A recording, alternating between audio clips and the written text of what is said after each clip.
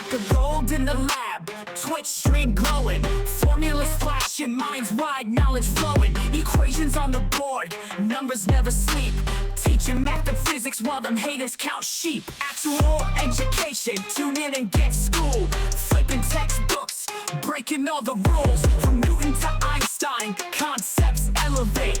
Keep the stream, it's the key to our fate. Dr. Gold dropping gems, knowledge raining down, actual education making scholars all around. Perpendicular minds, angles sharp as ice, maths and physics, yeah, the future's real nice.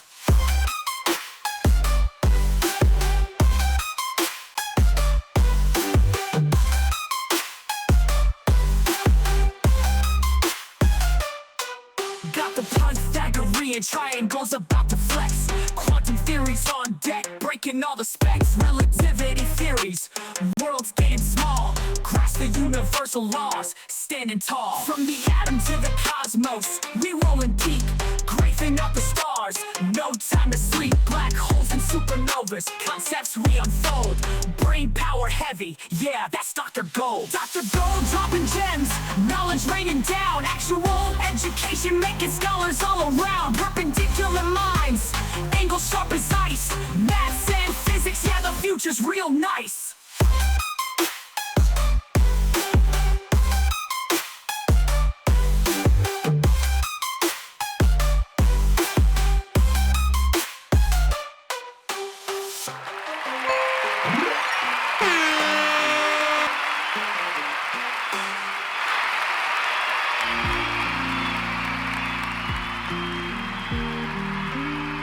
What's up, everybody?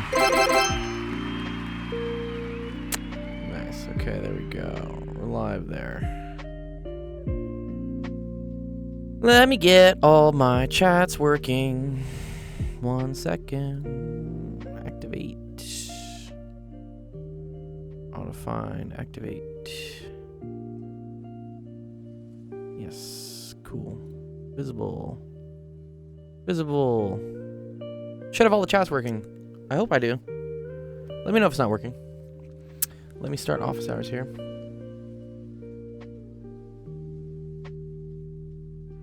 Oh, what's up, Frizzion? What's up, Justin?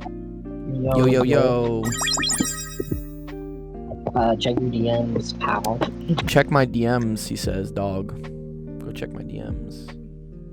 It's like I need, like, this thing to be in the right place now. Ooh.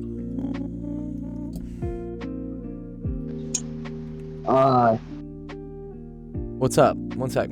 Almost there. I just gotta. One second. I gotta switch this to this. I have so many things. So many things in the world these days. That's what I get for like trying to stream on 3 platforms at once. Okay, one sec. I'm going to my DMs because you said you sent me a DM. Yes. Here you go. That Twitch clip of us playing I Slipped that night. Don't read it, man. Don't read it. Oh, that slip. Oh, yeah. Okay, yeah, whatever. It'll go down momentarily. Or I'll go take it down manually. It's fine. Alright. I appreciate you looking out for that. Yeah, I used that footage for our I did it for our new web page for the summer and stuff. So here, if you go to like, one second, let me pull this up for people so people can see. Yeah, like, you do a preview? You do a preview? Yeah, a little preview. One sec. I do totally forget we were live during that. Yeah, but if you go to the website, so I changed the video here, right? So the main video now shows some more recent stuff that we were doing, right? So that was me playing Fortnite. I think I have whatever. It's just like, yay, look, we do math and we also play video games. This was me playing I forget whatever the game is. It's a great one on Roblox. And then there you go. There's us playing Doors, and you throw the box at me, dude. Oh, you're not streaming on Discord. Yeah, I'm not streaming on Discord. Yeah, because of bandwidth. Here, one sec. I can probably change that. But yeah, that, and I created a new. I probably shouldn't open my Dropbox like live here. Give me a second. Yeah. There's personal files in there. There's personal files in there for sure. Also, why is all of this stuff being... One sec. What? If we go to office hours... What? Oh, it's showing that one. Try to, like, figure out... OBS is having a My difficult screen. time... OBS is having a difficult time determining, like, which screen to look at.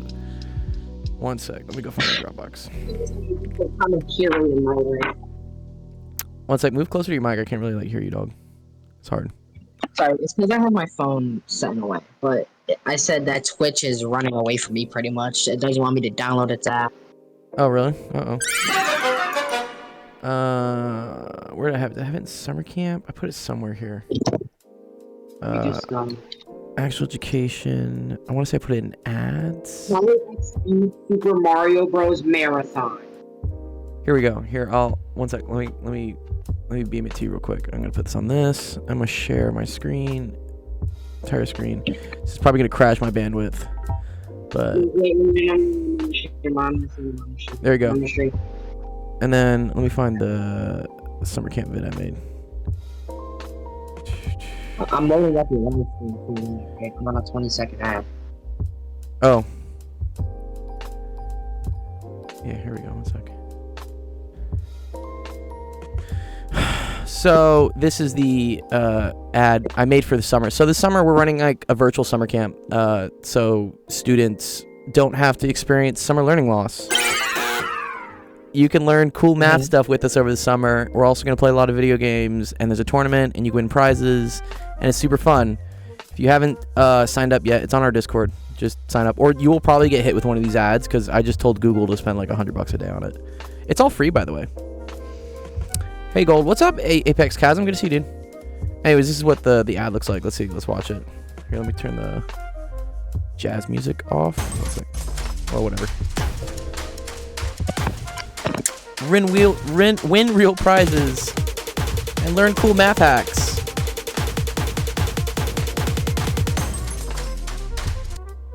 Anyways, that's a little ad. That's what we got. This jazz music is way too loud. You throwing the box at you though. Yeah, isn't that the funniest, dude? You throwing the box at me? It's like, uh-oh. This app is insane. Default user says, yo, man, sorry I've been gone for a while. I feel really bad. Oh, don't feel bad, man. It's okay, dude. Like, people come and go. Totally cool. I'm glad you're here, dude. Glad you showed up. How's life? Are you doing all right? I taught my, it was my third lecture today in physics. We went over a lot of cool stuff. We went over Archimedes' principle with, like, buoyancy. We did the Bernoulli equation, which I guess is Torricelli's law. I felt like popping in, but yeah, I'm doing fine. Oh, great, dude. Love to hear that. Love to hear that you're doing better. More than ever. Hell yeah. Okay. And then, yeah, I did some Bernoulli stuff. Yeah, if you're watching today, it was pretty cool. So one of the better lectures I think I had today, because I just had more time. I wasn't really dealing with as much, like, administrative stuff. Stuff, like, always, like, annoys me. But anyways, yeah, let me delete all these pages. Because we're going to do some new stuff today. Let me get rid of that. Sensations up in the house. Good to see you. Dude, I hate these ads they're now showing, bro. This is so annoying, man. Do you see this shit, dude, on Discord? Like, look at this stuff. It like pops up and... Dude, this is gross. Like, I have to be like, no, hide this. I don't want to see this. So annoying. I don't want to see these quests.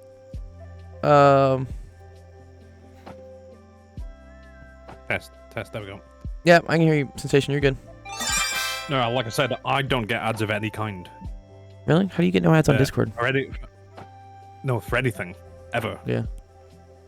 Oh. I built a DNS server like 10 years ago. Ah. So... no, you're not giving me ads. If I want to buy something, I'll fucking tell you, cunt. Yeah, I sometimes like when they advertise things that, like, I didn't really know I wanted, but the advertising, the algorithm knew I wanted. But you're right. In this case, it's like random Discord quests for, like, games that, like, I don't play. Like, no. If you want to show me like something for a game I play, sure, that's cool. You can disable the ads? Oh, can you? Oh, please default. Tell me. He says, one funny thing is I've used math in Roblox of all places. Wow. Basically, in the game SCPRP, you can host a custom server and build stuff, and I've used some basic math to size stuff correctly. Wow. Isn't that sick? Yeah. Okay, where do I turn off the ads? Oh, in-game rewards. There it is. Yes. Wait. It says I might still see quest promotions. But I don't want to see it anyways. Can't spell ads without AIDS. Well, you can't spell AIDS without ads. What? No, you can definitely spell ads without AIDS. I don't know, whichever way around it was. Whichever way around it works. Yeah, I don't know. Whatever. They're being wacko with things. I get it. Like, Discord's been free for so long, and now it's trying to make money because I think they're going public. I think they IPO'd or something, or whatever. They got a new CEO, and they're like, "Yeah, cool, awesome. We built this great thing that everyone uses." I do love Discord, but now they're running into the age-old problem of we've been burning through VC cash, and now our investors want to see a return on their investment, so they have to find a way to monetize it. And I guess they tried to do this with Discord Nitro and like boosts, which, I mean, I pay for a decent amount of boosts. Sensation, you boost the server. Like, we pay money into the Discord ecosystem for sure. But I guess not enough people are doing it. Or they just got greedy. Or they just got greedy. That's true. But I mean, it's all a matter of choice anyway. A piece of software can remain good and improve itself without having to ever pay for it. VLC is probably one of the big ones in that context. Gotta get him to talk now. No, you're good. Yeah, VLC. I love VLC. Yeah, the Video LAN, the age-old, the traffic cone video player. Yeah. I think they stay alive. They stay alive with donations, I'm pretty sure, right? Or there's like a foundation that gives them cash. Probably. I understand that Discord has real expenses because, yeah, to host the amount of, media and users and whatever that's going on, you need big servers. Servers cost money. I think it's crazy that, for instance, even in our Discord, like, it saves every single message. I got stuff back from, like, 2021 that I can still look up, which is crazy. Because then multiply that by, like, how many thousands, if not millions of servers there are. I get that there are expenses. I think it's tricky. I don't know how they're going to monetize Discord and not piss everybody off to, like, leave Discord. See, this is one of those things that comes with age. Just because I'm a bit older than you, I remember the internet being free. In both the monetary and the political sense. It was supposed to be free, right? It was also supposed to be free access, right? Even the idea of like cable providers, right? Internet service providers. I don't think we're really a thing, right? I've always paid for the internet. I thought at one point, like, this was big, I think, 10 years ago. Do you remember net neutrality? When everyone was arguing about net neutrality? Yeah. Basically, they don't want the internet to become like a tiered system where, for instance, like Netflix pays more money and they get more priority to their traffic. I think that was like a big thing that people were arguing about. What's up, Sebas? Linux is an example of bigger and better. Yeah, you can't pay for Linux though, for sure, right? Linux costs money in some cases. If you get like the Enterprise, I think is the only one that I can think of. Yeah. I wish that net neutrality was still the worst thing. Yeah. I remember, when net neutrality was the worst thing on our minds, not fucking World War III. Anyways, so it goes. All of you implying like wars haven't been going on since I was born, you know? Yeah, and you've been involved in some. Oh, actually, I just got a message. I just got a message from Discord. Look, they just sent me a message here. Look at this. Whenever like Discord sends me a DM, I'm like, excuse me. Updates to server boosting. What's new? We're giving you more ways to customize your server with additional perks. Use available boosts to unlock these perks directly. No server level required. Ah. Okay, so now they're really leaning into the boosts. Server tags for 3 boosts. Custom 4 character tag. Oh, that's what I see on some. I see on some Discord users. They have like a tag next to them. Enhanced roll styles, gradient and holographic roll effects for 3 boosts. I mean, that's cool. But I mean, a boost each, I think is what, like $2.50, $3. So that's like $9 a month for people to just have like cool holographic stuff on your server. Yeah, it's not exactly worth the money. No, I do like the tag thing. I have seen, so the tag thing is like they have something next to their username that says like, I don't know, whatever, like it's like a 4-letter thing. I'm trying to think what ours would be. I guess it would be like ACTL actual. But it used to be only for guilds. They were only rolling it out to like certain like guild servers, and I know we weren't really like reached out to. So okay, I get it. That's now a monetizing thing for them. Oh. Okay. Whatever. I guess they're trying to make money. I mean, that's kind of cool, I guess. Oh, I do see it like on my user here, like Justin, for instance. You have like an SG2 next to your name. You have this thing. Splitgate. Yeah, but it says like for instance like it has a little tag next to him, so I guess that means Splitgate. That's cool. Nice. 1K you accepted. Cool. Dope. Awesome. I'll send your gift soon. Yeah, actually maybe I can do it now. I don't know. Do we have any questions yet? I don't think I've seen anything in the server. And welcome if you're here from my UCLA course. This is office hours. If you have any questions about anything we've been going over or any of the homework, please like let me know in the chat. And we can go over it. You could literally just say like, hey, homework 1, question 6, I don't get it. And we'll go over it. What's up, 1K? I just got your DM, thanks. Sebas says, I don't want to use Discord because most people I know have been groomed. Oh, interesting. Is that a thing? Like grooming people on Discord?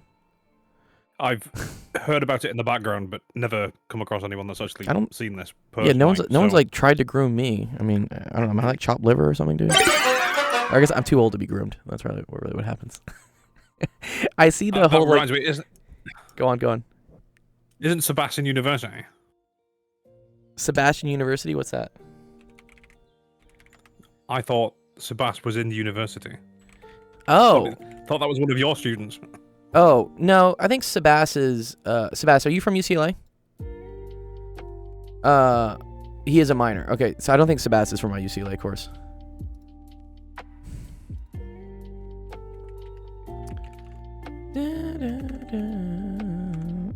Here, one sec. I'm logging into my Steam for you.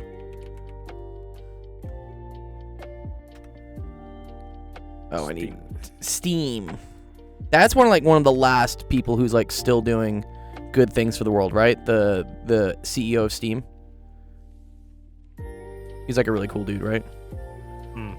I think Steam is one of the, or sorry, I'm thinking Valve, which is Steam, right? Yeah, they're the same thing, right? Yeah.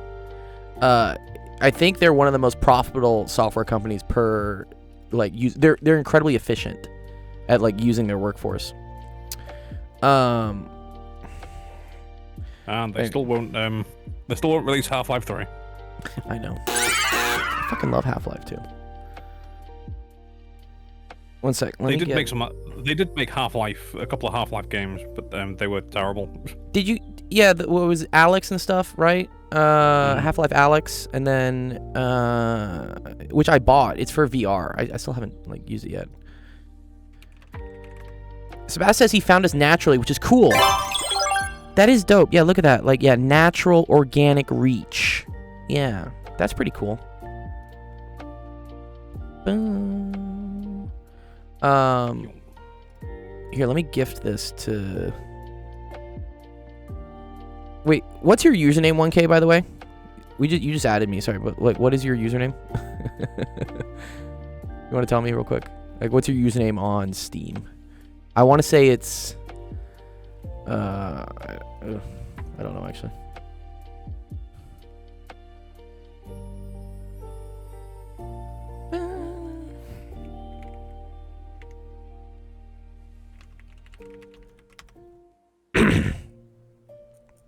Oh, it can be up to 4. Yours is 3, for instance. Default user UNN. Oh, that's cool. Yeah. I mean, I'll look into it. Again, if we had like extra boosts, yeah, I would for sure just like spend them on it. But the main thing I like is having level 3 because it gives us the unique URL that works. So for instance, that discord.gg actually to you, that one requires us to get to level 3. It's probably the most useful thing because I think when people see that, they trust like what we do more. They're like, oh, this is probably legit. Where's like my friends? One sec. Can I not see who my friends are? It just occurs to me. What's up? You own a URL, don't you? I do. I own a lot of URLs actually. I own a ton of them. I mean, you could set up your own there too. And yeah, I do. I do have like, for instance, like discord.actual.education. That website will go straight to our Discord. I just think people trust the discord.gg more. They're like, oh, it's an official Discord website. I'm like, yeah.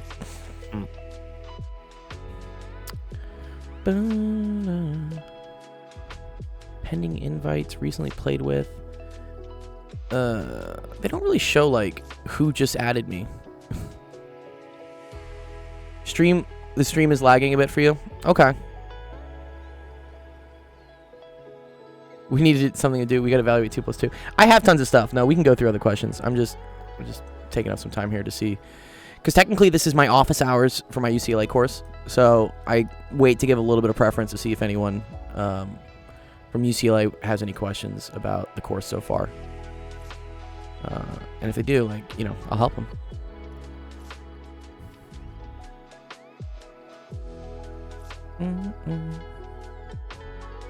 Okay. Yeah, sure. Avoid from... Yeah, Discord's good too. Let me make sure all our streams are running. I'm pretty sure this one's running too, which is good. Yeah. No lag from my end.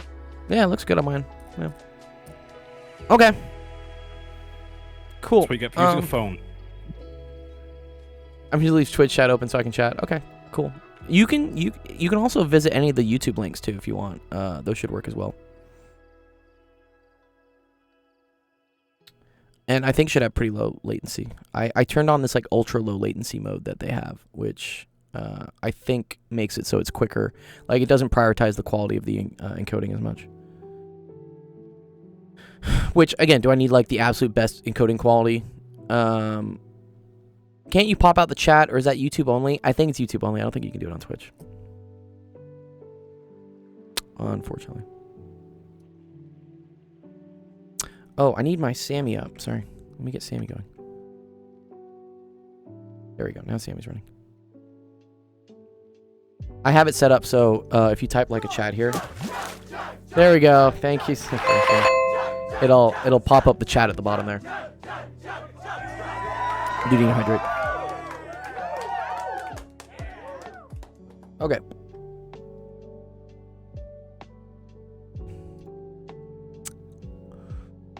Dun, dun, dun. Yes, yes. Cool.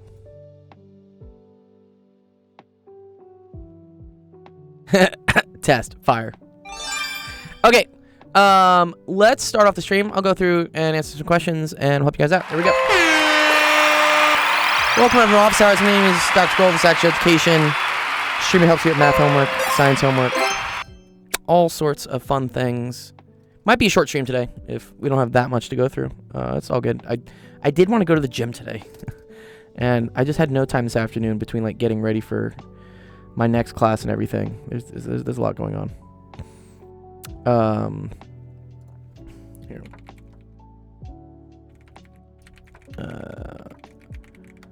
Let's see what we got. I think if someone's submitted something here. That was that. Ooh, this is a good question.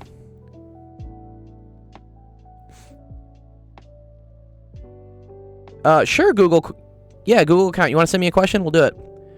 Jaden says, when is the summer camp in Discord? Good question.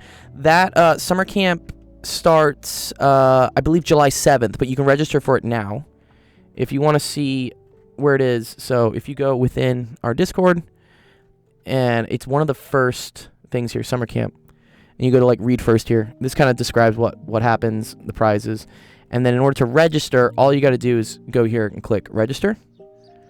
That'll pull up this form for you to fill out, and then once you fill out the form, and I'll process these today because it's been the first week, you can then get credit every day by just like going to the announcements channel here and doing ! daily. And then also you can look and see what the scores are, which are everyone's at 0 right now because we haven't started summer camp yet, but we'll do like kind of like a pre-registration like test run for people to get points. Maybe I'll give out like, I don't know, some V-Bucks or Robux. But yeah, if you go through, register on that Google form, I'll get the registrations processed this week so that you can start like earning coins during the registration period. Nice. Oh, 1K, you did give me your thing. Okay, nice. Let me get that. And then if we have some other web help stuff coming in, it'll work. Okay, here we go. Ivan. Cool. Here, congrats. On tier 3.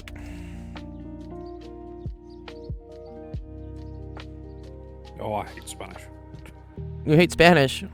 What's wrong with Spanish? I like Spanish. It says, and I quote, Z is pronounced like TH in month or thick. Is it? Voth, loth, path, veth, zapato. It says it right here. Let me see. How's your Spanish? My Spanish is actually pretty decent. I'd say I'm at like a, like out of 10, I'd say I'm like a 4 or 5. Conversational at least. What's VOZ? Voz? Like voice? Vos? Yeah. LUZ? Yeah. What's zapato? Uh, Or zapato? Zapato, that's Spanish when they, so people in Spain pronounce it as a th. In Mexico and stuff, it's a z, and that means shoe. Zapato is shoe. Jeff says Castellan pronounce it as th. Yeah, it's a weird one. All right, 1K, I gave you your gift. You should have gotten. I bought you NFS Heat, so congrats. 1K's been in our server for I think almost a year at this point, and we have a system where if like you ask questions and get help or do different activities such as we have, what is it, the good grades challenge, where like during the school year, if you submit that you have like good grades in your classes like once a month, you get points for that. Where was that? Where was our good grades channel? Here it is. Yeah. So students show me that like, hey, look, I did well on my classes. I'm like, great. That gets you points. If you show me you did a certain number of steps in a week. So here's people, you know, showing how many steps they did different days of the week. That also gets you points. And we also have a music class. So some people will submit videos of them practicing an instrument. That gets you points. Bunch of stuff. And then once you have enough points, you go to the prize room here and you redeem a prize and I buy you a prize. And it's cool. We've given out a lot. I think I've given out almost $10,000 in prizes at this point. Some of that's been funded by other people, but a lot of it's been funded by me personally. You've been at this for 5 years. I have been at this for almost 5. 4 and some change. 4.5. 4.5. Yeah, I think 4.5 years we've been doing this. Ooh, nice. We got a question. Ooh. Here we go. While Sensation learned some Spanish for us. ¿Dónde está la tarea que necesitamos lavorarlo? Right? Where is the homework that we need to work on? Okay. So here he says. All I can remember is lávate las manos. Lávate las manos. Wash thanks. your hands. Wash your hands. The ends of a light, inextensible string are fixed to 2 points, A and B. Very cool. In the same vertical line with A above B, the string passes through a small ring of mass M. Okay, so this has a mass M. and the ring is fastened to a string at point P. When the string is taut, the angle APB is a right angle. Oh, that's very cool. That's nice. We like that. And BAP is theta, and then the distance of P from AB is equal to R. Okay, cool. Don't start calling it BAP. You know what a BAP is over here? Yeah, what is it? What is a BAP? Big ass person? What's BAP? Bread roll. Oh, a BAP. Like a kebab? No. Soft bread roll. Like, I don't know how else to explain it. Oh, okay. A bread roll, but soft. So you say, "Oh, I'm gonna go get a sausage BAP." Like okay, let's get a okay. Like ciabatta. Yeah, okay. It's kind of like ciabatta, no? Ciabatta's different. A Belfast BAP. A delicious Irish bread roll. Love that. And they're different as well. That's funny. Oh, Inconsistent. I don't have the kudu stuff open. Sorry, where was my thing? There we go. Okay. The ring moves in a horizontal circle with a constant velocity omega. By resolving horizontally and vertically, show that the tension in the part of the string BP, okay, show that this tension is equal to a certain amount. This is very cool, actually. I really like this question. Thank you, Google account, for sending this. Sorry, here. Let me copy this somewhere else, and then we're going to start drawing some pictures and some force diagrams. So, the first thing I'm going to do is I'm going to draw like a force diagram for what's happening here, right? So you have a block, okay? And that is going to have some forces on it. So first force you have is the force of gravity pulling down. So this is going to be mg pulling down. You then have tension in two different ropes, right? So we have tension from here. Let's call this like T2, for instance. And then we have tension from this rope here, which we're going to call T1. And then, let's see. I need to like kind of draw some axes lines. Because if this angle here is theta, that means that this angle here is theta. And then we know this is 90 degrees, right? We said earlier in the problem that the angle that these two ropes make is 90 degrees. So yeah, exactly. The normal reaction force on the ring axe, yeah. It has to do with some triple acceleration. That's why this question is actually kind of tricky, I think. Okay, so if that's theta, that's theta. This is 90. So this is 90 minus theta, right? I think that's what that tells me, right? Which I believe then that this is theta as well. Yeah, this is theta. It's kind of cool. Yeah, so then this is also theta. Reason for this, right? If this is theta, this is 90, the whole thing is 180, right? So this, you have x is equal to, so you have x plus theta plus 90 is equal to 180. So then x plus theta is equal to 90. And then I know that this is 90 degrees, right? So then,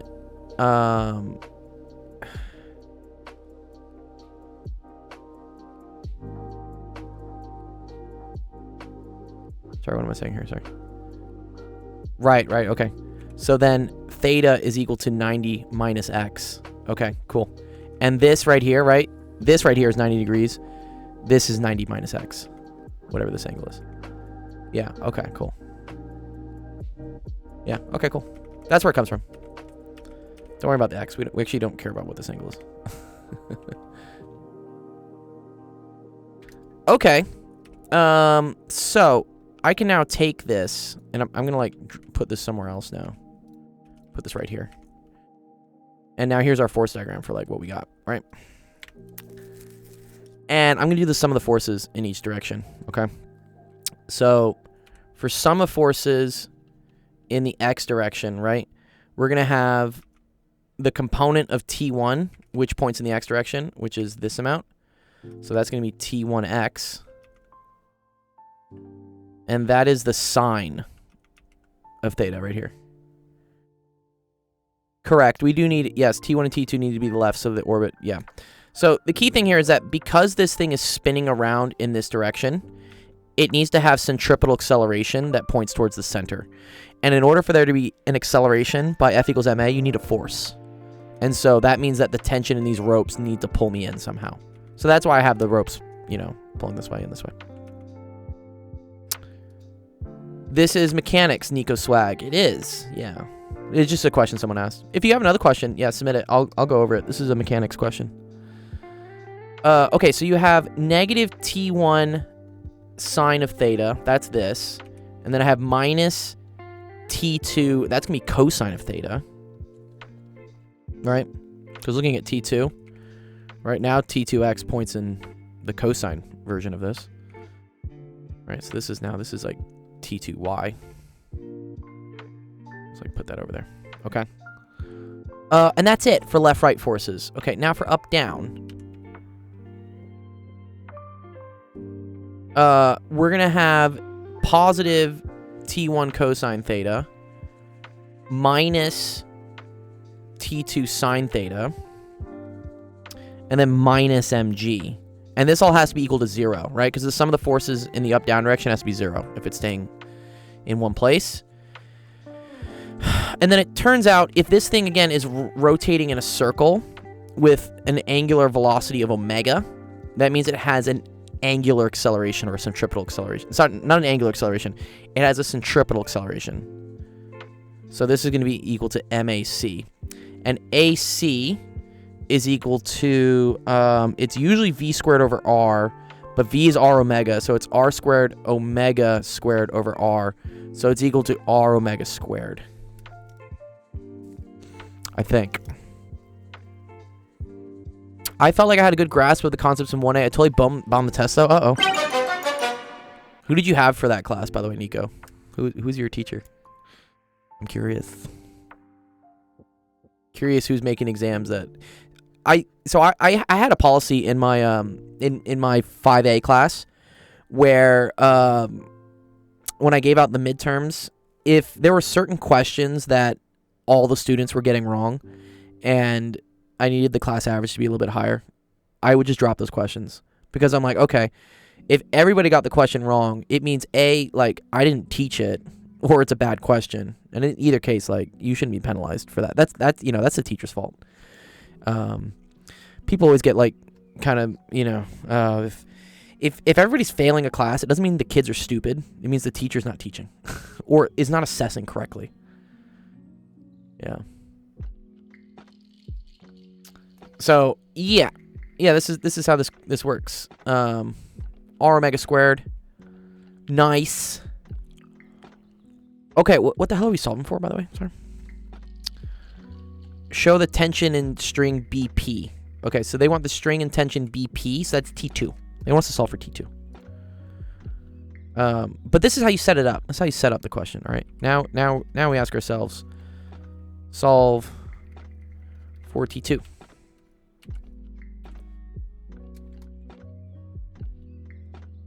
And I'm going to take my equations here because these are useful. Another key thing I almost got wrong here. Uh-oh. This needs to be negative MAC because the centripetal acceleration points to the left. This is AC. Okay, so this is also negative. Oh, you don't think the tests were bad? I just blanked when I saw the questions on the paper. That happens. Testing anxiety is real. I would say the number one way to get over that is to basically put yourself in the same environment and just if an environment like causes you panic, I think my therapist friends know about this. It's something like, it's called exposure therapy, I think it is. Like if something causes you panic and anxiety and trauma, you need to just like constantly expose yourself to that thing, and then it no longer bothers you. So if tests like really make you anxious and upset and you blank and you don't do well, just keep exposing yourself to like tests, or like, you know, create like mock tests environments.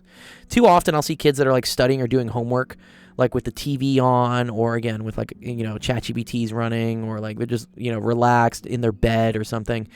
And when you do that, your body doesn't get used to a testing environment. So when it's in a testing environment, it's like, oh shit, this is totally new. I actually don't know how to perform in this. And then you end up like screwing up on tests. So a little bit of advice. My dad used to always say like a time and a place. Like anytime we were gonna go like study, he'd be like, you know, get off the bed, like get off the couch, like go sit at a desk, because there's a time and a place for studying, and that is at a desk. Back in my day, we didn't really have phones to distract us either, so that was okay. But I would say that's like probably one of the number one things to do now when practicing to take tests is like get your phone out. Like do not look at your phone. Don't even have it next to you, because that's the number one source of distractions. Yeah, for sure, man. I mean, you're not alone. I've had a lot of students talk about blanking, and you know, sometimes it helps them. All right, anyways, we're looking for T2 here. So I'm gonna, first of all, I have minus signs everywhere here, so I can just get rid of those, right? So we're just gonna get rid of these. Sorry, this was gone, this is gone, this is gone. Okay, cool. And I'm gonna isolate each side for T2, okay? So from here, I'm gonna get that T2 sine theta is equal to T1 cosine theta minus mg. Right, so all I did is I just moved that over. And then from this one, I'm going to get that T2 cosine theta is equal to R omega squared minus T1 sine theta. I just looked at forward and inverse kinematics today, mildly scared and overwhelmed. Oh, well. Don't be scared. If you have a question about it, you know where to do it. Just like submit a screenshot down to us, and I'll go through it. Like we're doing, this is a kinematics question right here. Or not kinematics, sorry. It's called dynamics technically, but yeah, it's mechanics. Okay, so once you have this and this, I'm going to show you a really cool math trick. So what I'm going to do is I'm going to take this thing, I'm going to pull it down so that it's here, okay? And then I'm going to divide this by this. So watch what I do here. I'm going to take this and put them over each other, okay? Oh, actually, fuck, that gets rid of T2. I don't want that. Oopsies. No, never mind. That's getting rid of T2. I think okay, I know what I want to do. Sorry. I have to rearrange these for T1. Let's rearrange for T1. My bad. All right. Here. Let's rearrange. So I'm going to have T1 sine theta is equal to R omega squared minus T2 cosine theta. This is what I wanted to do. And then here, I'm going to say that T1 cosine theta is equal to mg plus T2 sine theta. Okay, now here's the cool thing. Now if I divide this by this, okay, so the T1s will go away, and then I'll have things with cosine theta and sine theta, which, what are we trying to prove? We're trying to prove, yeah, okay, cool. Although I'm going to get tangent. Interesting. Let's see what happens. I'm curious. Okay, so divide this out. So this goes away. And I'm left with sine theta over cosine theta. Sine over cosine is tangent. So I'm going to say tangent of theta is equal to R omega squared minus T2 cosine theta all over mg plus T2 sine theta. Now I can take this and move it over here. So we have mg tan theta plus T2 sine theta tang theta is equal to R omega squared minus T2 cosine theta. Let's move this over here. Let's move this over here.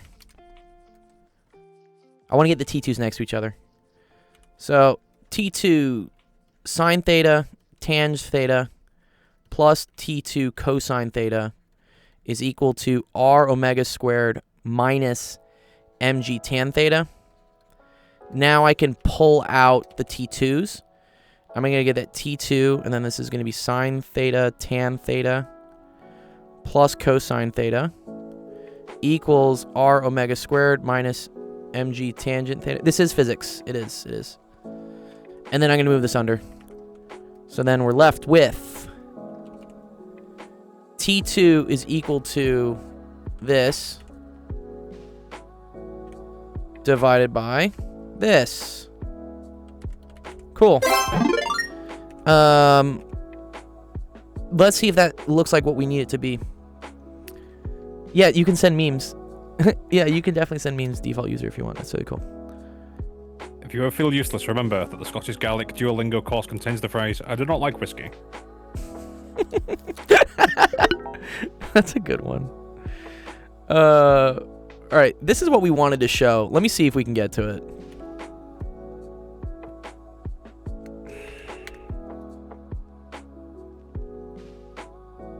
Okay, this is what they wanted us to show. Okay, I have r omega squared.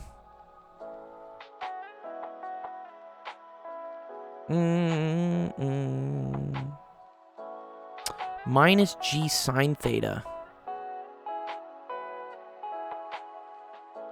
Okay, I think I see what they want us to do here. I'm gonna rewrite this tangent of theta as sine over cosine. It's kind of dumb, but I can get it to look like it. Watch. So sine theta all over cosine theta. And then I'm going to rewrite this as... Watch this.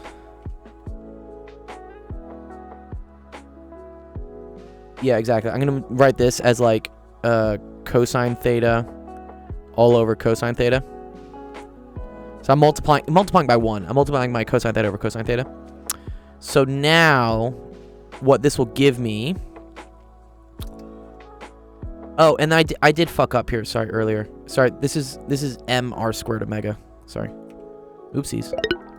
Sorry, it's MAC. AC is r squared omega, so it's mr omega squared. Let me fix that. Just quickly, What's up? Factum, or whatever, however you pronounce that, asked something that I was wondering. What level is this at? Oh, okay. This is, I want to say college. Probably an engineering level.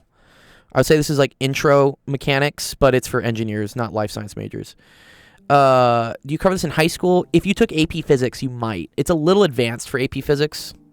AP Physics C, for instance. I don't think it's out of the realm for A levels in the UK for physics. You dropped your This physics. looks like year 1, Yeah. if I had to guess. Yeah, year 1 of college, of uni, or A levels, I guess. But you would maybe cover this in an advanced high school class. Okay, wait, there's an M here. Okay, cool. All right. Now, this cool thing here is I'm going to get... I can pull an M out of both things. So I'm going to have M, and then we're going to have r omega squared cosine theta minus g sine theta. And then I'm going to pull the common denominator of the cosine theta outside of it. But then that's divided by, so dividing is the same as multiplying by 1 over. So this is multiplied by, still the same thing, which is sine theta tan theta plus cosine theta. So it's actually really cool how this is where trig comes in handy. You take 2 higher level classes in high school. I had maths and where are you from? One factum, by the way. What part of the world are you visiting us from? This is cool. Watch what happens here. Tangent of theta is the same thing as sine over cosine. Germany. Nice. That's cool. Okay, so then when you multiply this in, this will cancel with this, but it'll turn this into a cosine squared. So what you're going to end up getting is sine theta, cosine theta. But this is the same thing as cosine squared theta. And this is the same thing as sine squared theta. And then this is, again, why, you know, you can't forget pre-calc or trig. Sine squared plus cosine squared is 1. So this goes away as 1. Okay. And now we're left with the right final answer, which was mr omega squared cosine theta minus g sine theta. And you're done.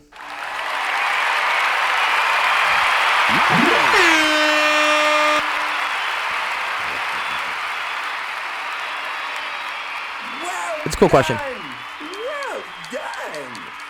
I think that was only Okay, part I've A, got though. another one for Yeah, what's up? you. Tell us about mains electricity. Mains electricity? You mean like the electricity going into your house? Yeah.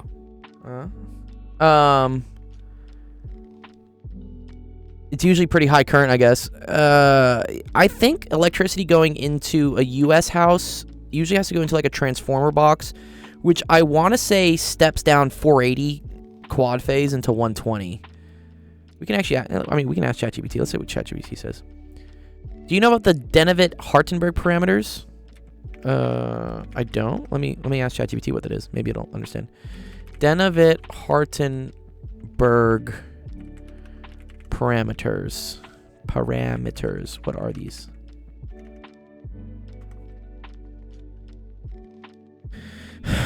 A way to represent the geometry of robotic manipulators, especially robot arms, by describing how each link is connected to the next. That's really cool. I'm not in Canada. One Factum's in Germany. I'm in the US. Oh, wow. See, this is cool. Do you see how everything gets eventually represented by a matrix? That's pretty cool.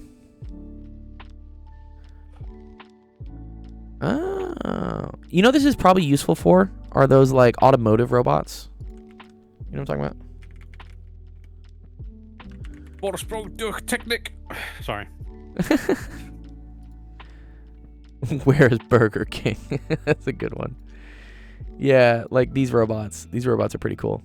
So these robots have all these different axes that they have to go around, and I imagine that's kind of the links and stuff. Yeah, 6 degrees of freedom robots.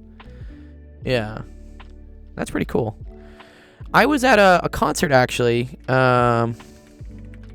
where they were using robots to play the cello. It was pretty cool. What was this? Can I watch it on TikTok? Yeah, look at this. So they had these crazy robots like playing the cello. I thought it was pretty cool. And he's using like all these microcontrollers to do it. This is at the Sphere. Oh, that's loud. I wonder, yeah, what type of robots these are.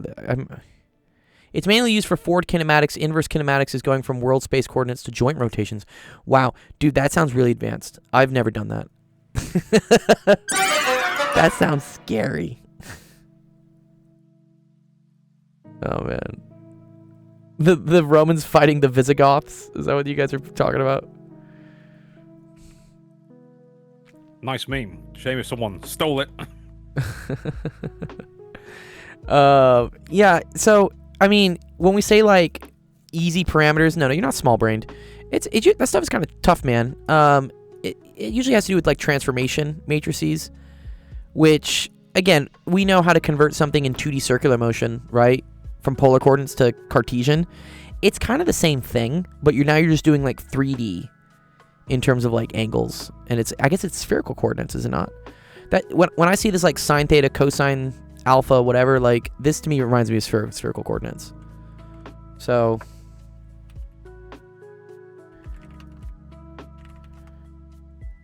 Jeff says yes, love it. Yeah, so this to me is how to represent things in 3 dimensions, in terms of 2 angles and a radii, r or rho, which is Jeff's favorite thing. Jeff loves spherical things. Yes. if I understand correctly, the 3x3 matrix is a rotation. Okay, so we're talking about maybe this one. You do. He's an enjoyer of spherical stuff. R equals 1, Earth radius. Yeah, filler, interesting. Yeah, I'm actually curious about like, yeah, wait, what's the purpose of the bottom row? Curious. It's crucial for making the matrix part of a homogeneous coordinates, which allows us to combine rotations and translations in a single matrix. Why it's there. Rotations are handled by 3x3. I agree with that. Translations are vectors, so they can't be combined using just 3x3 math. I see. So it's kind of a filler that allows you to then do stuff with 4x4s. Very cool. Yeah, matrices are dope, dude. It's so cool how, like, computer logic, right? Packages and loops and, like, you know, functions. All of this stuff gets encoded in math, right? The rightmost column is a translation vector. The bottom row ensures that it works properly with X, Y. Okay, cool. And performs... Oh, okay, cool. Would you like to see what happens if you omit the bottom row? No, I'm okay. Physics is just math. You know, Jeff, we say that math was created for physics, right? Math serves at the pleasure of physics. I don't know, I find it so funny when we have a lot of really fun math friends here on the stream that also do more intense math stuff than I do. I tend to like top out at like DiffEq, LinAlg, and complex analysis, but we have some other people such as Zach and Penn Center who have degrees in math, like higher graduate level degrees that I don't, and they know a lot of really cool math stuff. So yeah, if you want to check them out on Twitch, please make sure you go follow those guys. They're really fun, and it's hilarious to see when they see physics questions come up, they get like all kind of scared. It's like, oh whoa, this is like scary stuff, and I'm like, no, this is just like applied math. It's all it is. It's actually really easy. I think the stuff they do is very hard. When we're talking about like abelian groups and like transformations and like discrete math stuff, like that stuff like blows my brain, dude. Doesn't make any sense to me. Math exists outside any reality but describes all reality. True. Prime ideals. Let's see. So is there anyone on the Discord that can help with scary rotation matrices? Your best bet would probably be Penn Center. Here, and I'll shout him out for you.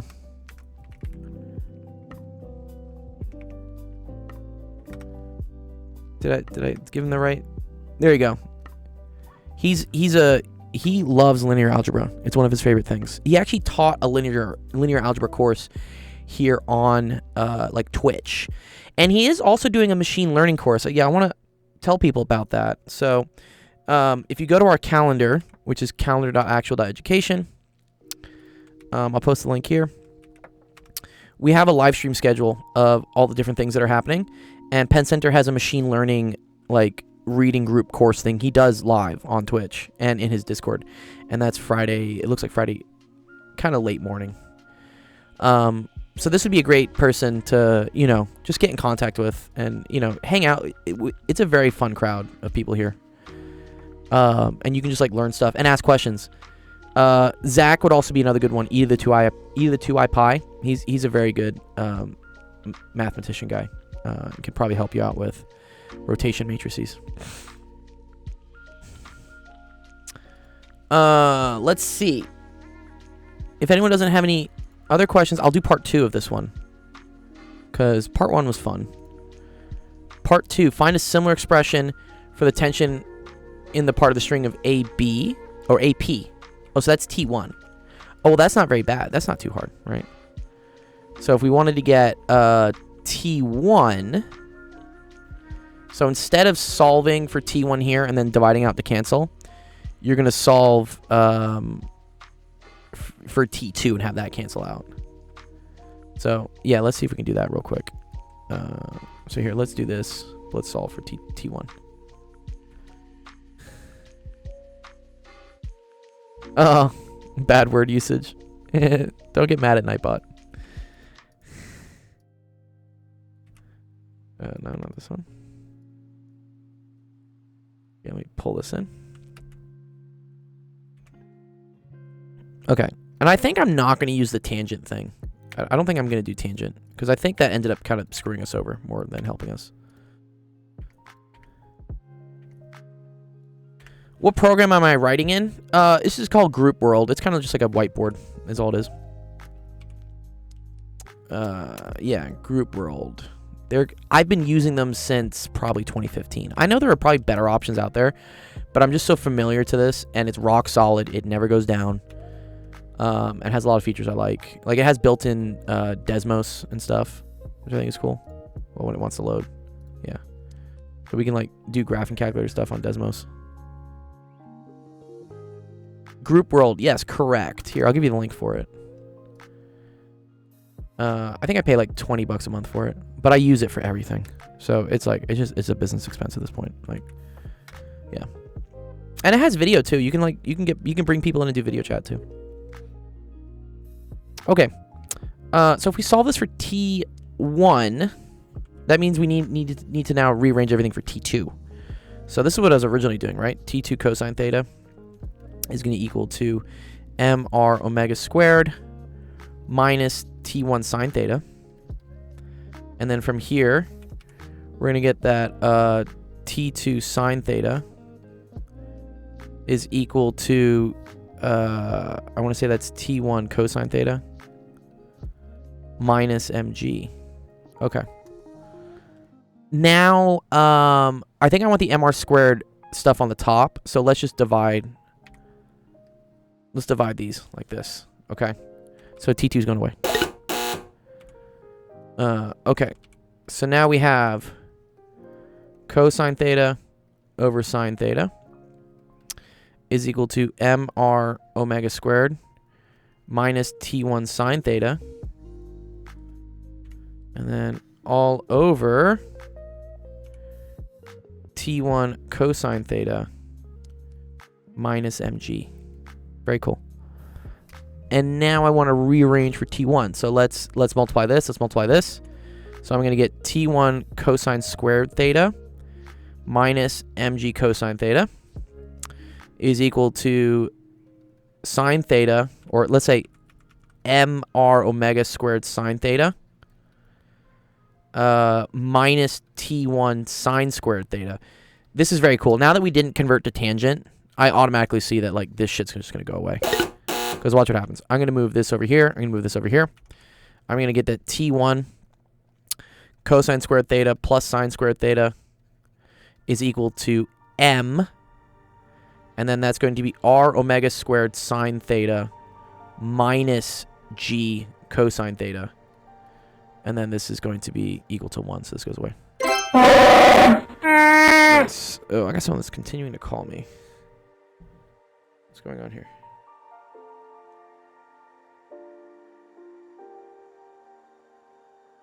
Hey David, teaching.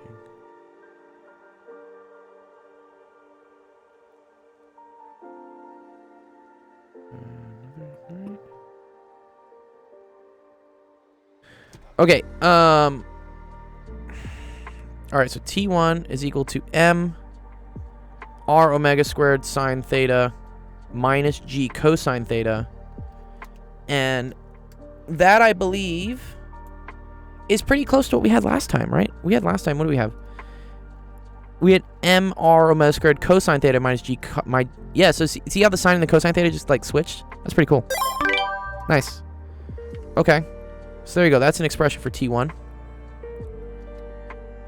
Let's see what they're asking for next. It is given that AB equals 5A, AP equals 4A. Show that 16A omega squared has to be greater than 5G. Oh.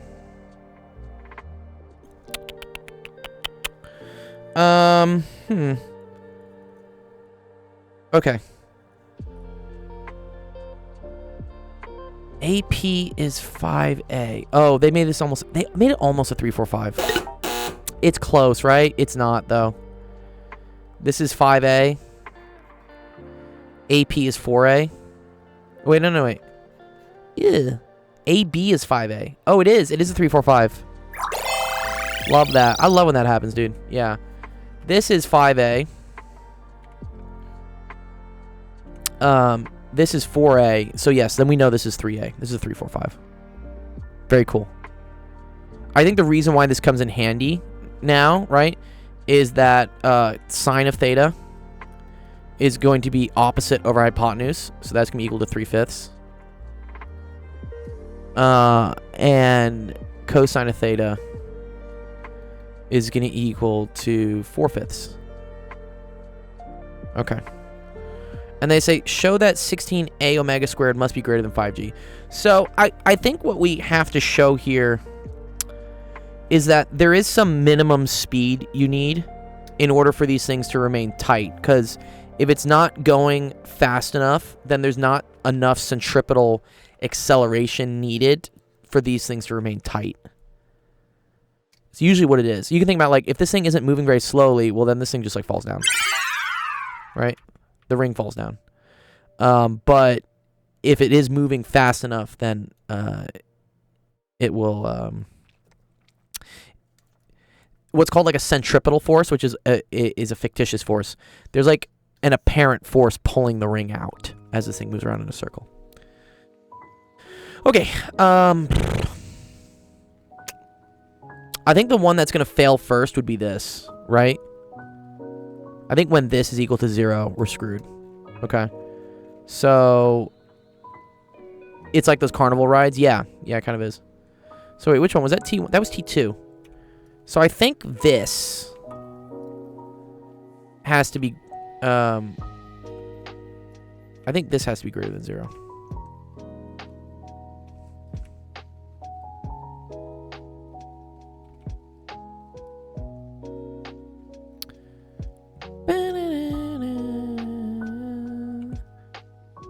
Oh, where's my this? Okay, greater than 0. Right, because once the tension in the rope is 0, now it's no longer a tight rope. Now it's just like, it's just loose and floppy. No one likes that. Okay, so we can now replace cosine theta and sine theta with the ratios. And so this is going to be now, also the m goes away, right? I don't even care about the m. We just divide by m. So I'm going to get r omega squared, and then cosine theta is going to be 4/5 minus g sine theta, which is 3/5. And this has to be greater than 0. And I think they want something with g on the other end. Okay, cool. So I'm going to add, well, do I want to divide r omega squared as well? I feel like I could.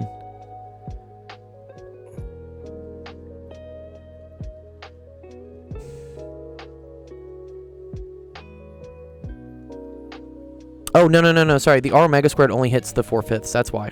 Okay. Oops. Almost a mistake. Sorry. This is what's happening. Okay, cool. I think I got it now.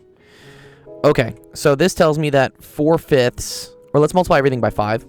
So I'm going to say 4r omega squared is greater than 3g. Okay. So now I need an expression for r. Okay. So if this is 3a, this is 4a. What is r? Oh no.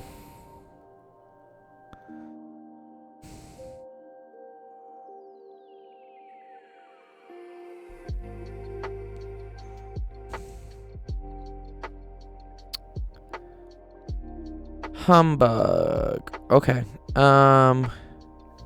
Well, I know the tangent of theta. I think this is solvable with trig.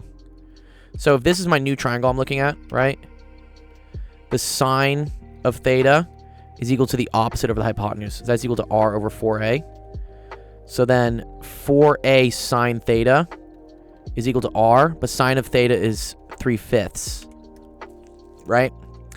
So now I get 12/5 A is equal to R. Okay, cool. I think we're good there, right? Yeah.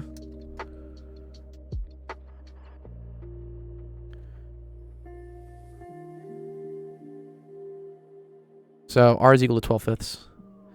So that's 48 over 5 A omega squared is greater than 3G.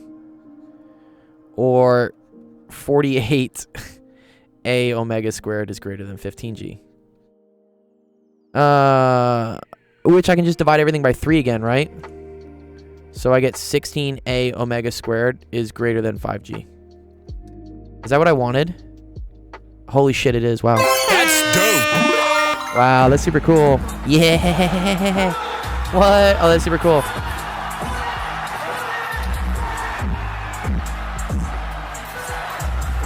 Wow, look at that. Yeah, Lil Yachty got to come out for that one. That's actually really cool.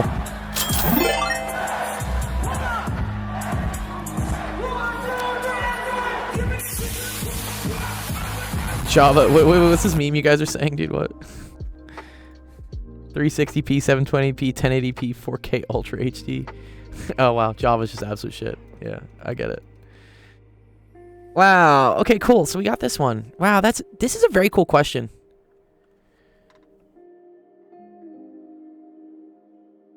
Do you think you can go over the potential and kinetic energy of a spring when it becomes potential and when it becomes kinetic and the link to uniform circular motion? Ooh, okay. Yes. Let me think about that. It helps if there's a question, but I can also like try to create one. So, let's say, for instance, you have a spring.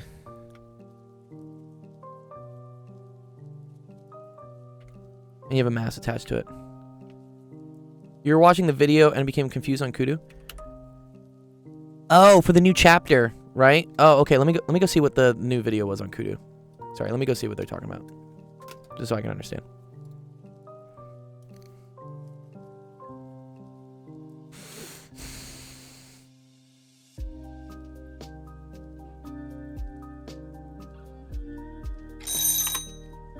Okay. What's our Miss PBS girl talking about? Oscillations. Okay.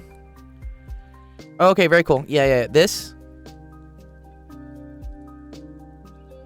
Yeah, okay. So, yeah, with springs, right? What's up, a guy named Carlos? Yeah. You can have, let's say, for instance, this is like x is equal to 0. This is what's called like at equilibrium. Okay. Now, from mechanics, do you remember how we had like energy conservation and stuff, right? So we know the energy can be equal to like kinetic energy plus potential energy. In this case, it's potential energy of the spring, right? Kinetic energy is 1/2 mv squared. Potential energy of a spring is equal to 1/2 kx squared, where x describes how far away this thing is from its equilibrium position. So if, for instance, one second, I need like a solid. I need a solid square. Right.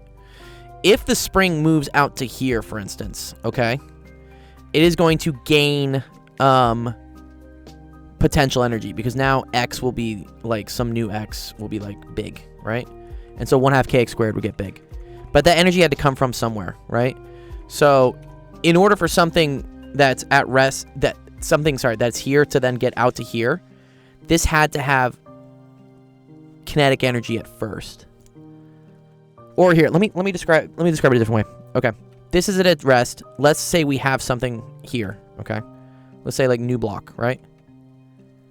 This thing is stretched, right?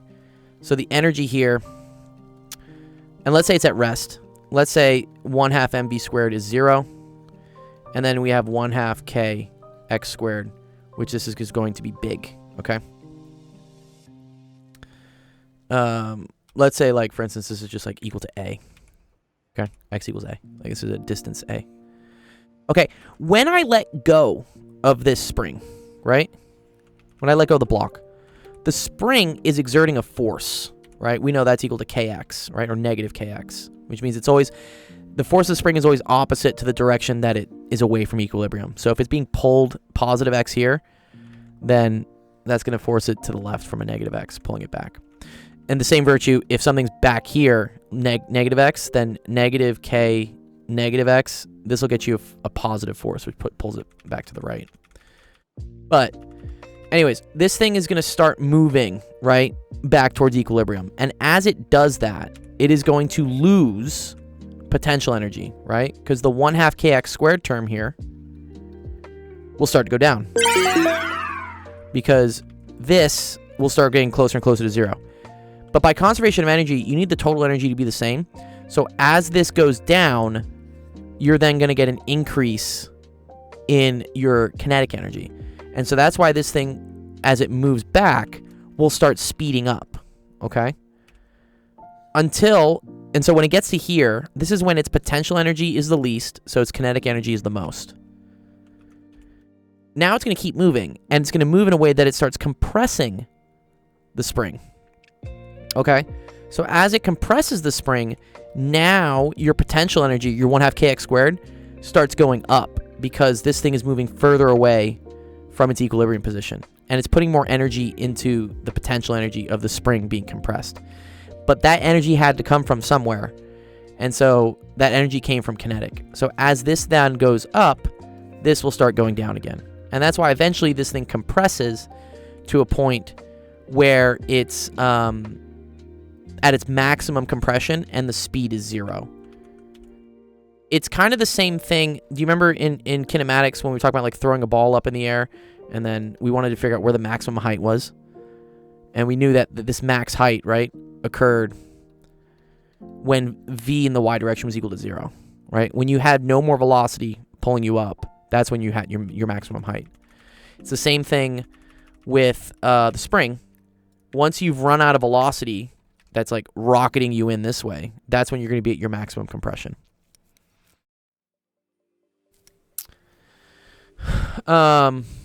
Yeah, a guy named Careless. Yeah, if you want to submit a screenshot of the formula, I can try to like derive it for you. Now, okay, let's see where this video comes into play with. No, not here. Where is it? Where's Kudu? Okay. Let's see what it has to do with like circular motion. And this is a pretty good. This is a pretty good. Like, look, all energy is in kinetic. Then all the kinetic energy goes to potential. That's why it stops. Then all the energy goes back into kinetic. That's why it's moving quickly. And then it's like, it's stopping. I wish they had like a little graph of all of it. They have a little graph of all of it. They really should. Okay, but now, oh, now they're doing this. Oh, this is cool. Yeah, okay. Good. How does a negative x go to higher potential? Because potential energy is 1/2 kx squared. Right? So even though x is negative here, Sib, even though x is negative, it's being squared, so that makes it a positive number again. So the potential energy is higher. Don't say that the potential is higher, it's the potential energy is higher. We're gonna go into potential later. That's a completely different thing. Let's see. We had rolls. What do we had so much stuff here. Where was... Okay, what they're talking about here, this is actually kind of cool.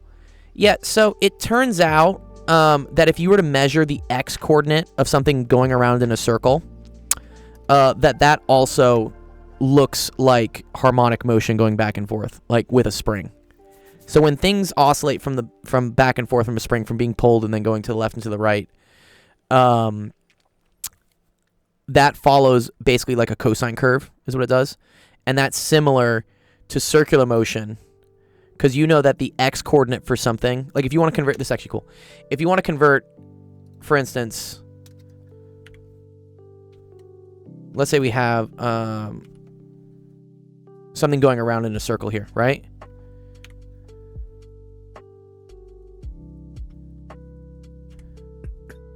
You could get the two coordinates for things. So I could get what its y coordinate is and what its x coordinate are. Sorry, x coordinate. Sorry, this. Based on this like imaginary triangle, or this is theta, right? And then this is r. This would be r cosine theta. And you learn this. You learn like x is equal to r cosine theta. And then y is equal to r sine theta. Good to see you, Default. So as this thing like moves around in a circle, the x coordinate, right? And let's say like it's moving here, you know, at let's say theta is moving at a constant rate, then the x coordinate will oscillate like a cosine graph. It'll do like this. And that's simple harmonic motion, which is the same thing. So Jeff says, is the kx force based on an observation or is there physical intuition behind it? What if it's going in an ellipse? Yeah. So what if it's Jeff says, what if it's doing this? Yeah, don't have it do that. Yeah, the cool thing for why it works for a spring is that if you have again something that's, I don't know, this spring and it's going back and forth, right? This always feels a restoring force, which is equal to negative kx. So if I wanted to write out what the sum of the forces are on this object, I would say F is equal to negative kx, right? F is also equal to ma. So I say ma is equal to negative kx. And then the cool thing is that acceleration is the same thing as the derivative of velocity. So I can say m dv dt is equal to negative kx. And then velocity is the derivative of position. So now I can say m d squared x dt squared is equal to negative kx. Okay. And then you get that like d squared x dt squared is equal to negative k over m x. And this is a very famous differential equation that we know the solution to it is that x is equal to cosine omega t, right? Where omega squared is equal to k over m. And I'll show you how this works, okay? So let's say, for instance, that we wanted to do this, okay? So if I put this here, right? This would be equals negative k over m. And then x is now cosine omega t. Let's look at what the derivatives of x would be if x is equal to cosine omega t. So dx dt would be equal to, so derivative of cosine is negative sine. And then you also got to do the derivative of what's inside, so you pull it an omega. So this is the chain rule. So this is negative omega sine omega t. And then the derivative of that is equal to, derivative of sine is cosine, but then you have to pull out another omega. So then this is omega squared cosine omega t. And look what happens when I put this over here now for d squared x. So I get omega squared cosine omega t. Oh, and sorry, there's a minus sign here. Almost forgot. Right? Because it was the derivative of negative sine. Derivative of sine is cosine, but then there's a minus sign. Okay. And watch what happens. If omega squared is k over m, okay, so now this is negative k over m cosine omega t equals negative k over m cosine omega t. So that works. And that's what tells me, this is called an equation of motion, by the way. You're going to learn this in higher level physics classes, mechanics. This is called an equation of motion. And how we got this equation of motion is we wrote out the forces, and then we wrote out the sum of forces in terms of a differential equation, and then we solved the differential equation. I think if you wanted to solve this, you have to use it's like e to the I omega t or something. But we just know that this is the solution for it, and then you just check it and it works. Yes, Jeff. Yeah, let me get to what you're saying.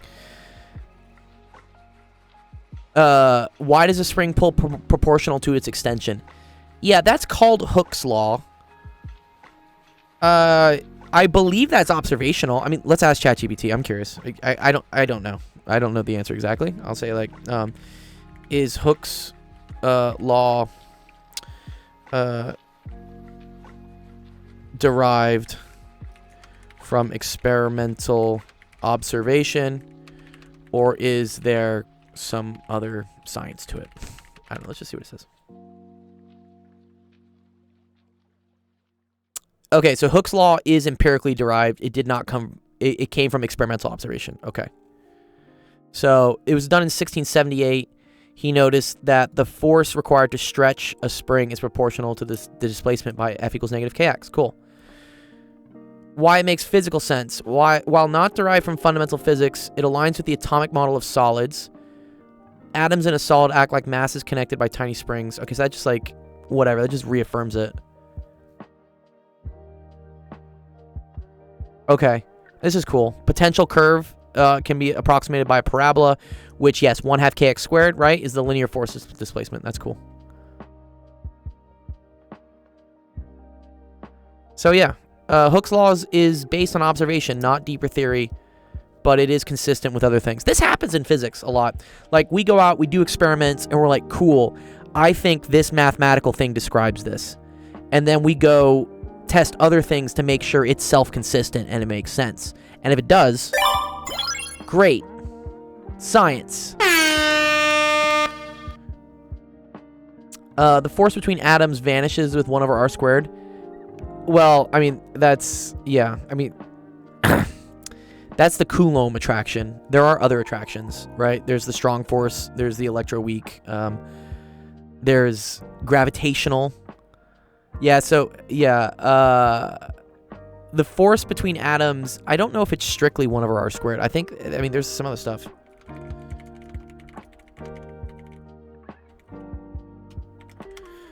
Again, I'll just ask ChatGPT. Yeah, exactly, not quite, right? Yeah, 1 over r squared does work for gravity and electrostatics, yes, but that's not all the forces in between atoms. Here we go. The Leonard-Jones potential? Oh, God. Yeah. Okay, there's short-range repulsion from overlapping electron clouds and Pauli exclusion. There's dispersion and van der Waals forces. Good. Coulomb's law is 1 over r squared. Correct. But, yeah, there's other shit. That's like 1 over r to the 7th, 1 over r to the 13th. Strictly for charged particles and strictly for gravity, yes. But... there are some other things that happen. Yeah.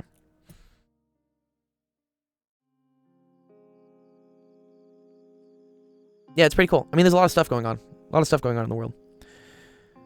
Alright, I think this is the question that, a guy named Carolus. Did you submit this one to me? Kind of a cool one. I don't know if I can answer this, but I'll try. Yeah, see? Oh, did you not post this? Someone posted this. If you want to post things... Oh, sorry. Okay, yes. You're talking about... Oh, man, who is that?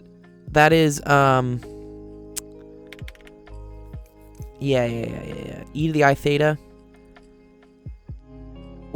Who's... Sorry. What rule is that again? Man, what is that? I'm losing my mind, dude. Gauss's, thank you. Oh, no, Euler. It's Euler. It's Euler. Yes.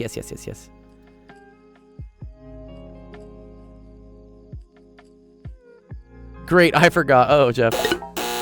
Yeah.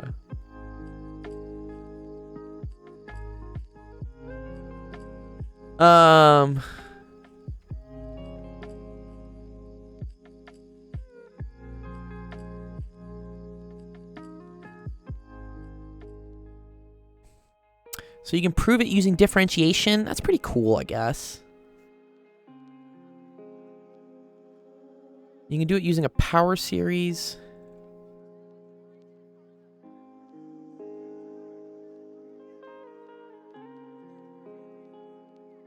Yeah.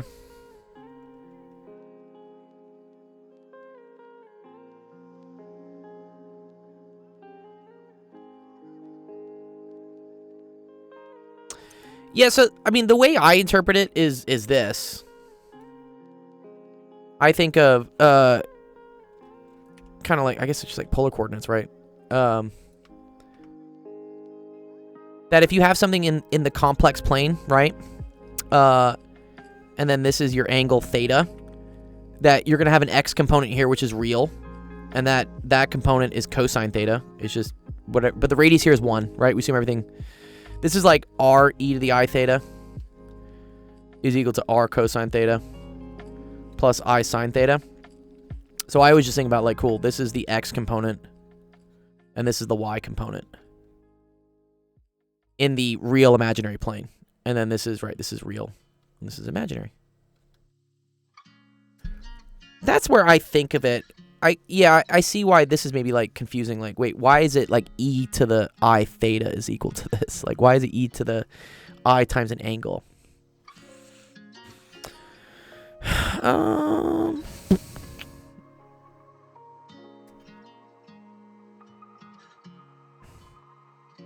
The original proof is based on a Taylor series. Oh, r sine theta. Oh, did I fuck that up? My bad. Sorry. Yes, r I sine theta. Yeah, sorry. Thank you. r I sine theta. You saved the day, Jeff. Get another save. Or first save it today.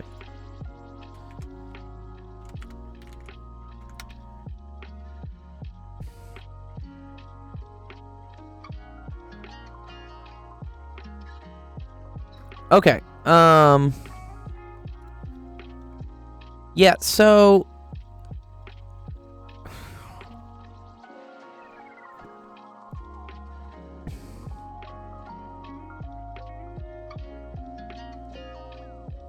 and this is cool. Then you can use it to derive the natural logarithm or something. That's really fun.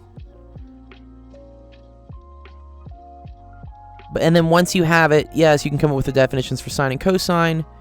But I think I know what you're talking about. You're asking about, like, why is the e to the I theta, like, pick out an angle?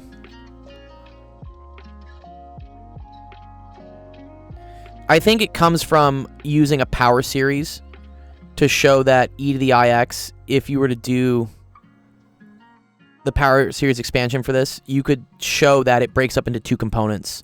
You have, like, an oscillating part. Or actually, sorry, they're both oscillating. But one does the even powers, right? 2, 4, 6, 8, and that's the cosine power series. And then 3, 5, 7, the odds, that's the sine. And then that shows you e to the ix is cosine x plus I sine x. And once you have that, you can then think of the x as being an angle in terms of polar coordinates in the imaginary plane. I like that. Cool. Yeah, multiplying by I rotates it by 90 degrees and something like that.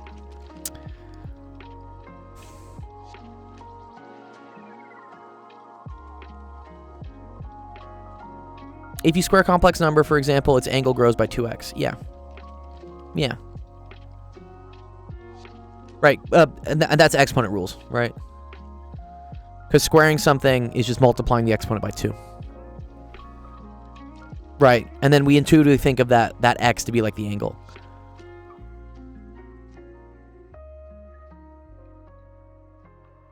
The velocity, yeah, the velocity is always tangent, I guess, too. So that would be the derivative, right? Yeah, radius squares and theta doubles. Yeah. That's pretty cool. Okay. I hope that makes a little bit more sense, Careless. I like when people ask me questions like this, because it's fun for me to... I have things that, again, I just know are true, like Euler's equation, but I don't really think all the time of, like, where it comes from. But it's cool to be able to, like, reflect and be like, oh, hey, like, why is that? I will say the person that asked me this question, V and V prime be isomorphic CG modules, prove that the characters they afford are equal. This is, bro, where, like, I get scared. Like, what language is this? I know it's English, but, like, what language of math is this? Here, let's throw some really advanced ChatGPT at it.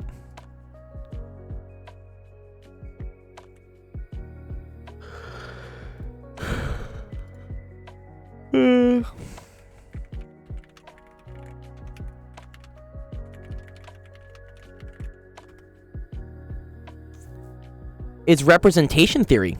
Wow. Yeah, I have no clue what representation theory is, but I'm down to learn. Representation of finite groups. The theory of modules over the group algebra. Yeah. Oh wow. Yeah. Okay. Yeah. Here.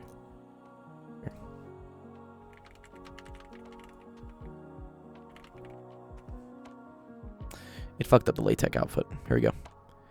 So it says V and V prime are isomorphic CG. So it says suppose this, which to me looks like hieroglyphics. This is always like really interesting.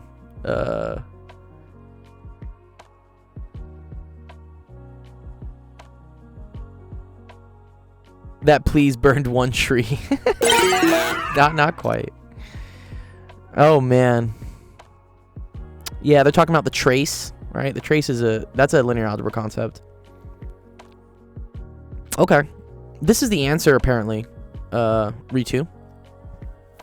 I don't really understand how to explain it because this is a level of math that is above me.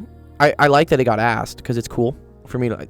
I'm always learning. I believe like life is a constant experience of learning, like lifelong learning. I had someone actually hit me up yesterday, old friend from high school, and she's like, hey, I'm turning 40 and I just quit my job and I want to go to nursing school, but I need physics and I haven't taken physics in forever. I have a master's in history and I'm really scared. Like, what should I do? And I was like, oh, first of all, I love that for her. I love that she's going, first of all, she's like saying, yeah, fuck my job. I'm done. I'm going to go be a nurse. And she's realizing that, yeah, her history degree isn't going to get her anywhere in nursing, but she's willing to like get back at it and start taking intro physics courses, which are her like, you know, prereqs in order to go to nursing school. I think that's really cool. So, and that's why I say with lifelong learning. I'm just like, yeah, now she wants to learn a new skill. Most people at 40 would give up. They'd be like if they were in a job they hated, they'd be like, well, this is it. I guess I'm just going to die now. So, you know, even though I am 35, I have a PhD in physics, I don't know everything. And so I like it when people submit things I've never seen before because it's cool. Groups, rings, and fields are abstract algebra. Yes. Cool.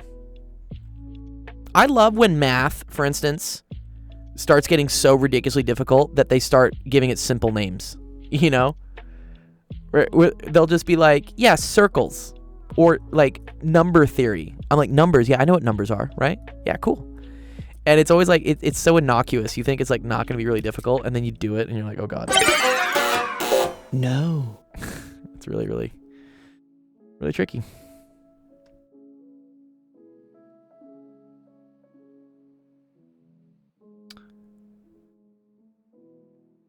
Wait, someone submitted a, this is, I call this like Facebook soccer mom math. One sec, let's see what this question is. And then this will be the last one, then I'm gonna close the stream out because I do want to go to the gym. I want to get some exercise in today. I'm getting fat. All right, here we go. Many won't get this right. 2 plus 2 times 2 minus 2. Okay, well, order of operations, we do multiplication first. Let's see if I get this right. Am I smooth brain today? So this is 4. So then you have 2 plus 4 minus 2. And now since it's all just adding and subtracting, you go from left to right. So this is 2 plus 4, which is 6.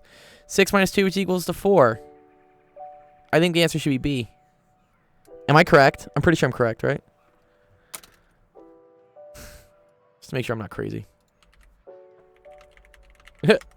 I'm going to tell it, now that you did abstract, I'm going to confuse the AI. It's like, bro, I just did representation theory, abstract algebra. Like, how do I solve this one now? Yes. Answer is 4. Okay, great. Will this question be on the final? That's dope. That's too fucking funny, dude.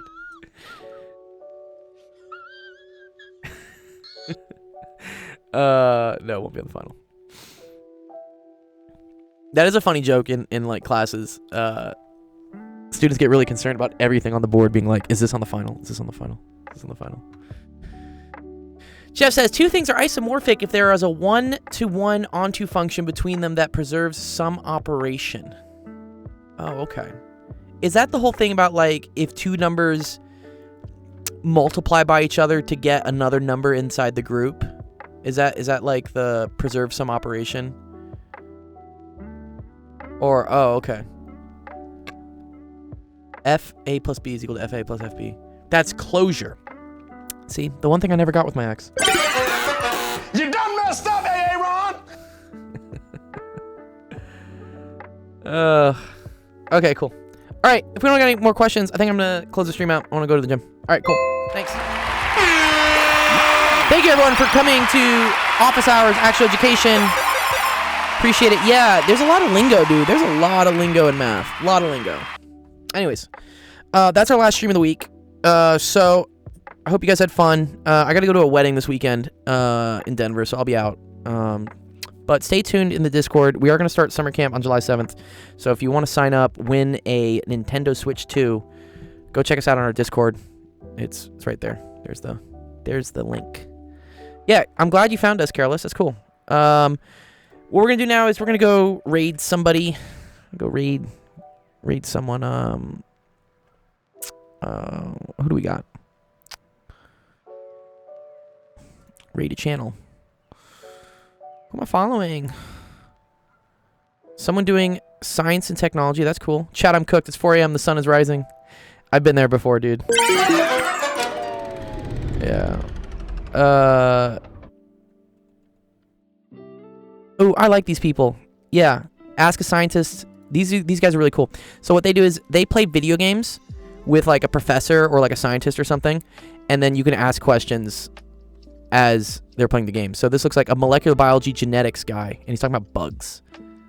This is cool. Lithuania, wow. Very cool, Careless. I'm glad you found us. All the way. We've had people from like Bosnia before. Eastern Europe. Cool place. Okay, go say hi to our friends at Ask a Scientist Gaming. Otherwise, enjoy the weekend. Have a great, wonderful rest of your week. We will see you guys on Monday. Peace.